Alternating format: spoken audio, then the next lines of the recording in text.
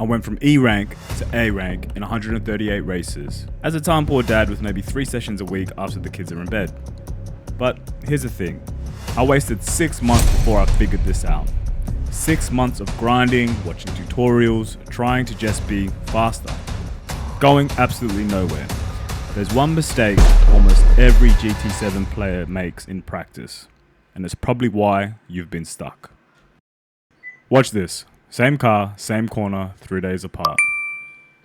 That's 2 to 3 tenths right there. That gap is the loop. 5 steps. That's it. Vision, reference, reps, fix leaks, pressure test. I'm going to break down exactly what each one means and show you the specific moments where they clicked for me. Let's start with the one thing that changed everything. For 6 months, I was staring at the front of my car, watching the apexes come to me, reacting instead of anticipating. Fast drivers do not do that. They look where they're going, not where they are. Here's how it works. Your eyes move through 3 points: brake reference, apex, then exit. And they move ahead of the car. Before you even reach the apex, your eyes are already on the exit. Hands follow the eyes. Watch Degner 1.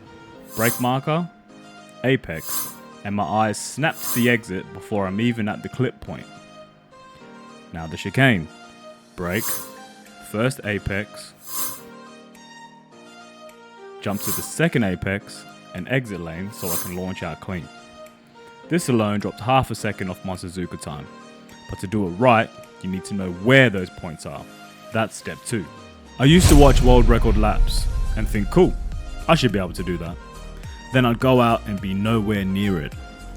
Because I was watching the lap, not actually studying the decisions that made it fast.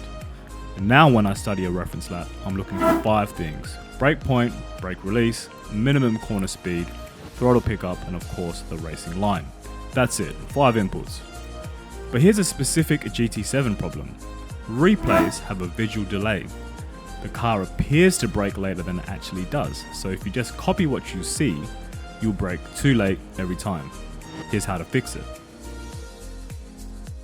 So as you're approaching the corner, come out into chase cam, pause the replay and scrub frame by frame till the brake point.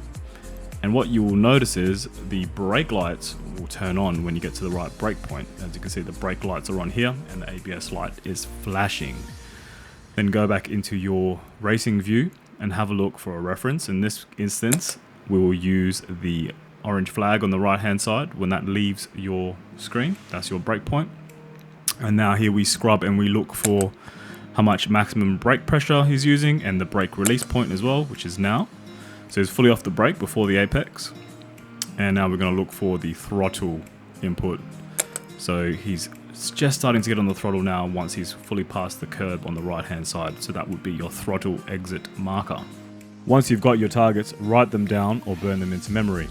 I'll just use the notes app on my phone to write the key points down. Offline players, circuit experience demonstrations work the exact same way. Same targets, same process. Now you practice, but not flat out, at about 85%, and here's why. When you're pushing 100%, you're surviving, you're not learning. Your brain can't build patterns when it's in panic mode. Turn on the ghost, but not to chase it. Use it as an accuracy overlay. Your goal is hitting the targets cleanly. Marker, apex, exit, over and over. Here's a trick that changed my consistency when I was learning. Lift off the throttle slightly before you reach your brake point, just a tiny bit. This buffer lets you hit the marker precisely instead of grabbing at it. Now I don't think about it, the reps made it automatic. I'm in the top 500 globally right now, not because I'm talented, because I've repped these corners until they're automatic. 1 corner, 10 reps, and then tighten the gap. If the ghost makes you rush, slow down, you're using it wrong. Okay, 3 steps in. Vision, reference, reps. This is where I almost quit. I was doing all of this and still losing races, still stuck in a low rank.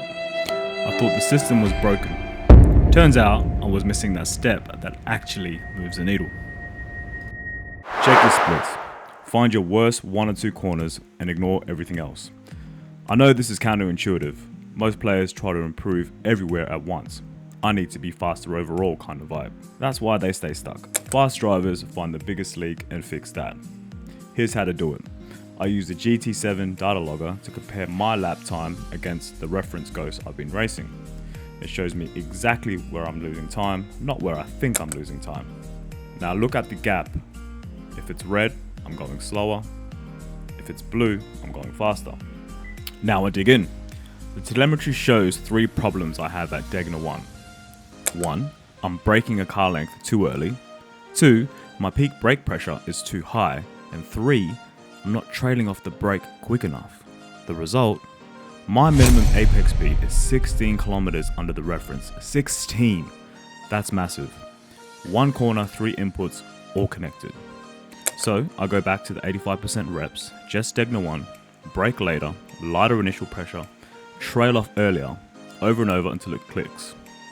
Your worst corner is your biggest opportunity. Find it, fix it, move on. Time trial speeds mean nothing if you fall apart in traffic. The last step is the pressure test, and the goal isn't to win, it's to survive clean. Race at 95%, not 100. 1 clean lap beats 1 hero lap that ends in a penalty, every day of the week. So, for the next few races, your win condition is simple.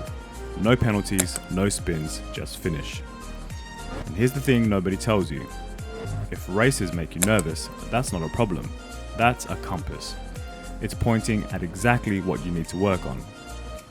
I used to white knuckle every start. Now, I've done enough of them that the nerves are manageable.